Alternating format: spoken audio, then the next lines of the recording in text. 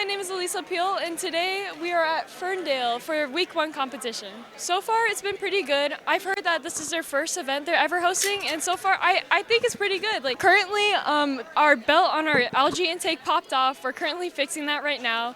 We're having some problems with our coral intake, but a lot of the teams here are, which is a really big surprise because when we were testing was fine, but of course that really means like almost nothing when it's competition day.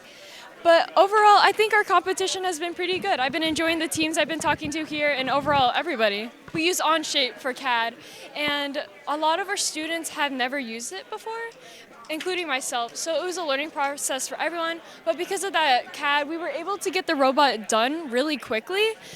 So our design process looks like analyzing the game. After that, we picked some aspects that we wanted. For example, we wanted to focus on 2 and 3 as opposed to focusing on the trough and on level 4.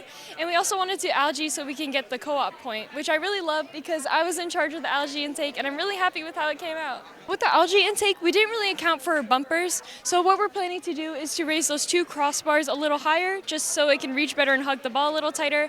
As for the coral intake, we're thinking of switching that to also another algae intake so we can score up in the barge. So we're kind of slam dunking it, which is really cool. And I can't wait to see that. We take a lot of pride in our pit, but we usually have our medieval theme of a castle. But since it's an underwater game, we figured why not make it a sea castle? So over here we have Rami stabbing a mermaid tail. It used to be a dragon.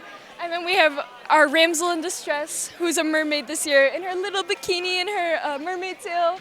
We have our jellyfish, and then we have our fishes and coral over here into the deep. So